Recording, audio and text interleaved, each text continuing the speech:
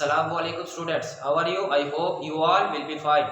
Ji, the topic which we are going to discuss today is future perfect tense. Yes, तो देखेंगे कि future perfect tense क्या होता है, इसमें आइडेंटिफिकेशन क्या होगी, पहचान क्या होगी इस टेंस की, और उसके बाद इसमें यूज होने वाली हेल्पिंग वर्ब मेन वर्ब को देखेंगे, और लास्ट में उर्दू के फिक्रों को जब इंग्लिश में ट्रांसलेट करने लगेंगे तो कैसे स्ट्रक्चर्स हमें देखने को मिलेंगे, सिंपल में, नेगेटिव में, इंटेरोगेटिव में, किस किस तरह के स्ट्रक्चर्स को हम फॉलो करेंगे और उस उर्दू के जुमले को इंग्लिश में ट्रांसलेट करेंगे। तो आइए स्टार्ट करते हैं हम फ्यूचर परफेक्ट टेंस। सबसे पहले देखना क्या है कि ये हमें बताएगा किस चीज़ के बारे में। तो देखिएगा,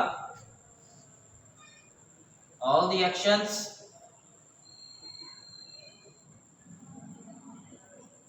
which will be completed in future।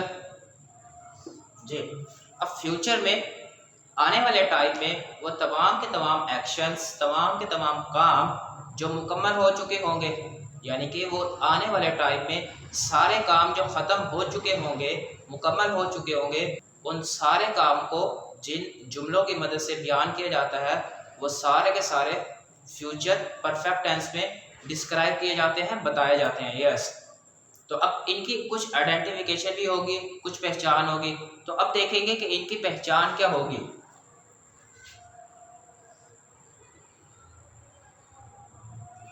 जी, अगर तो उर्दू के फिक्रों के आखिर में चुका होगा, चुकी होगी, चुके होंगे, इस तरह के कुछ अल्फाज आए तो वो जुमले सारे फ्यूचर परफेक्ट टेंस में बताए जाते हैं। जैसे वो यहाँ पहुँच चुका होगा, वो खाना खा चुका होगा, हम किताब पढ़ चुके होंगे। तो इस तरह के जो भी जुमले आएंगे वो सारे फ्यूचर परफेक्ट टेंस के होंगे। तो क्या पहचान होगी इनमें? चुका होगा या फिर चुकी होगी या फिर चुके होंगे। जी, चुका होगा, चुकी होगी, चुके होंगे। अब इस तरह की कुछ पहचान हमें ये बताएगी कि वो उर्दू के फिक्रे फ्यूचर परफेक्ट टेंस के होंगे। ये तो होगी उसकी आइडेंटिफिकेशन, वो पहचान हो गई। अब बात चलेगी हेल्पिंग वर्ब कौन सी यूज होगी और मेन वर्ब कौन सी यूज की जाएगी। तो हेल्पिंग वर्ब की बात करते हैं। तो हेल्पिंग वर्ब यहाँ पे दो है, या तो शैल हैव यूज करेंगे या फिर विल हैव यूज करेंगे। जी, अब देखना यह है कि शैल हैव कब यूज किया जाएगा, विल हैव कब यूज किया जाएगा। जी, तो शैल हैव अगर आई, वो या कोई सिंगुलर नेम आ जाए, आई, वो या कोई सिंगुलर नेम आ जाए तो उसके साथ शैल हैव यूज करेंगे, और बाकी जितने भी हैं ही, शी, इट, दे, यू, या फिर कोई प्लूरल नेम आ जाए। जी, ही, शी, इट, दे, यू या कोई प्लूरल नेम आ जाए तो उनके साथ विल हैव यूज किया जाएगा, बाकी शैल हैव, आई, वुई या सिंगुलर के साथ शैल हैव यूज किया जाएगा। तो ये तो थी हेल्पिंग वर्ब के, ये हेल्पिंग वर्ब के तौर पे इस्तेमाल होगी। अब मेन वर्ब कौन सी यूज की जाएगी, यहाँ पर मेन वर्ब की अगर बात करें तो थर्ड फॉर्म ऑफ वर्ब। जी, थर्ड फॉर्म ऑफ वर्ब यहाँ पे मेन वर्ब का काम करेगी। तो पहचान में देखा क्या था, हेल्पिंग वर्ब देखा, मेन वर्ब देखा। अब बढ़ेंगे स्ट्रक्चर्स की तरफ। जी, तो स्ट्रक्चर्स की अगर बात करें हम तो देखिएगा, तीन तरह के स्ट्रक्चर्स हमें एक सेंटेंस में मिल सकते हैं, एक टेंस में मिल सकते हैं। तो कौन कौन से? या तो वो सिंपल हो सकता है एक जुमला, नेगेटिव हो सकता है, या तीसरा इंटेरोगेटिव हो सकता है। तो इन तीनों के स्ट्रक्चर्स को हम वन बाय वन देखेंगे। अब सबसे पहले सिंपल में कौन सा स्ट्रक्चर होगा वो देखते हैं। जी, तो सिंपल की बात करें अगर, तो सबसे पहले सब्जेक्ट लिखेंगे, उसके बाद हेल्पिंग वर्ब आएगा, मेन वर्ब आएगा उसके बाद, एंड लास्ट में ऑब्जेक्ट। सब्जेक्ट लिखेंगे अपना कोई भी, उसके बाद हेल्पिंग वर्ब शैल हैव या विल हैव में से कुछ लगाएंगे, फिर मेन वर्ब जो कि थर्ड फॉर्म होगी, एंड लास्ट में ऑब्जेक्ट पुट करेंगे।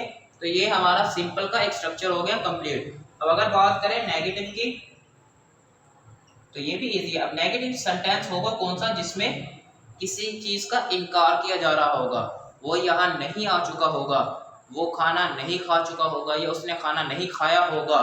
तो ये जो जुमले जिसमें नोट के साथ हम बयान करते हैं वो नेगेटिव के सेंटेंस होते हैं। तो इसमें बस एक नोट का ही एडिशन की जाएगी, बाकी सिंपल की तरह ही रहेगा। हेल्पिंग वर्ब के साथ नोट लगाएंगे बस, बाकी वही रहेगा सारा जो सिंपल में हमने देखा।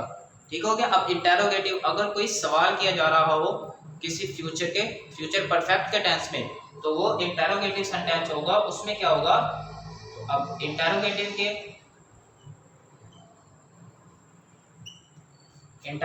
सेंटेंस में क्या होगा, जस्ट हेल्पिंग वर्ब को स्टार्ट में लाएंगे। एक ही रोल है इंटेरोगेटिव का, जो पिछले टेंस में भी बताता आया हूं कि हेल्पिंग वर्ब को जस्ट स्टार्ट में लेके आएंगे, जो भी हेल्पिंग वर्ब उस टेंस में यूज होगा। तो इस टेंस में शैल हैव विल हैव है, इसको स्टार्ट में लाएंगे, बाकी सिंपल की तरह रहेगा subject plus main verb plus object. तो ये तो थे हमारे कुछ रूल्स एंड रेगुलेशंस। अब एक एग्जांपल यहाँ पे लिखूंगा, उस एग्जांपल पे, उस उर्दू के जुमले पे इन सारे रूल्स एंड रेगुलेशंस को अप्लाई करेंगे और उसको इंग्लिश में ट्रांसलेट करेंगे। ये तो अब एग्जांपल्स की तरफ बढ़ते हैं, कुछ एग्जांपल्स देखेंगे यहाँ पर।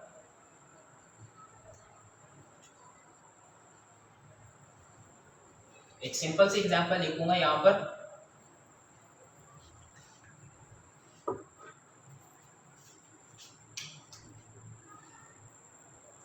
वो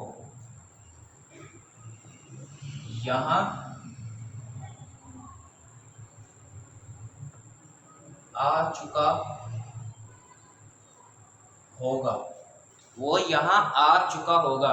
तो ये सबसे पहले तो ये देखना है कि उर्दू का जो जुमला हमें दिया जा रहा है, जो फिक्रा हमें प्रोवाइड किया जा रहा है, क्या वो फ्यूचर परफेक्ट का टेंस है या नहीं है। अगर है तो उस पर हम ये सारे हेल्पिंग वर्ब, मेन वर्ब और वो स्ट्रक्चर को फॉलो करके फिर इंग्लिश में ट्रांसलेट करेंगे। अगर वो जुमला फ्यूचर परफेक्ट का ना हुआ और ये सारे रूल्स एंड रेगुलेशंस हमने अप्लाई कर दिए, तो सारा बेकार हो जाएगा, सारी मेहनत जो हमने की होगी उसको ट्रांसलेट करने में सब बेकार हो जाएगी। तो सबसे पहले जो मेन चीज आपके देखने की है वो आइडेंटिफिकेशन है, पहचान है। तो अब वो उसके लिए यूज करेंगे हम ही। ठीक है, तो सबसे पहले ही लगाया, ही के साथ हेल्पिंग वर्ब कौन सा यूज किया जाएगा, सब्जेक्ट लिखना था। उसके बाद हेल्पिंग वर्ब, अब हेल्पिंग वर्ब ही के साथ यूज किया जाएगा will have. He will have, आना, आने, कम की थर्ड फॉर्म यूज की जाएगी। मेन वर्ब में यहाँ पर थर्ड फॉर्म यूज की जा रही है, तो कम की थर्ड फॉर्म कम ही होगी। कम, केम, कम, तो come, he will have come here, यहाँ पर वो यहाँ आ चुका होगा, he will have come here. ठीक है, अब इसको अगर नेगेटिव बनाए, नेगेटिव में क्या होगा, जस्ट हेल्पिंग वर्ब के साथ नोट लगाएंगे, बाकी सिंपल रहेगा। हेल्पिंग वर्ब के साथ नोट, ही विल नॉट लगाएंगे, just he will not have come here। ये तो था नेगेटिव, वो यहाँ नहीं आ चुका होगा या वो यहाँ नहीं आया होगा। ओके, अब इंटेरोगेटिव की बात करें, सवालिया की बात करें, तो उसमें क्या होगा, क्या वो यहाँ आ चुका होगा। तो इसमें क्या करेंगे, हेल्पिंग वर्ब स्टार्ट में लाएंगे, will he have come here, will he have come here, interrogative mark लगाएंगे। ओके, सिंपल देखा he will have come here, negative में देखा he will not have come here, अब इंटेरोगेटिव में देखा will he have come here। ये simple से हमने एक ही जुमले को तीन कैटेगरीज में, सिंपल, नेगेटिव, इंटेरोगेटिव में देखा। तो ये तो थे सिंपली रूल्स एंड रेगुलेशंस। इस तरह अब हम बहुत से एग्जांपल्स को यहाँ पर कर सकते हैं। वो वहाँ पर जा चुका होगा, he will have reached there, या he will have gone there। वो किताब पढ़ चुका होगा, he will have read the book, या हम खाना खा चुके होंगे, we will have eaten the food, वगैरह वगैरह। वो नमाज पढ़ चुकी होगी, she will have offered the prayer। तो अब बहुत से इस तरह के हमारे पास टेंसेस बन सकते हैं। ये सारी चीज़ आपकी प्रैक्टिस पे डिपेंड करती है। रूल्स एंड रेगुलेशन मैंने आपको प्रोवाइड किए, एक एग्जाम्पल भी आपको करके दिखाया जिसमें ये सारे रूल्स एंड रेगुलेशंस को अप्लाई किया और उसको इंग्लिश में ट्रांसलेट किया। अब आप मजीद प्रैक्टिस करते जाइए और इस फ्यूचर परफेक्ट के टेंस पे ग्रिप हासिल कीजिए। तो अब तक के लिए इतना ही, मुझे दीजिएगा इजाज़त, दुआओं में याद रखिएगा। गुड बाय, अल्लाह हाफिज़।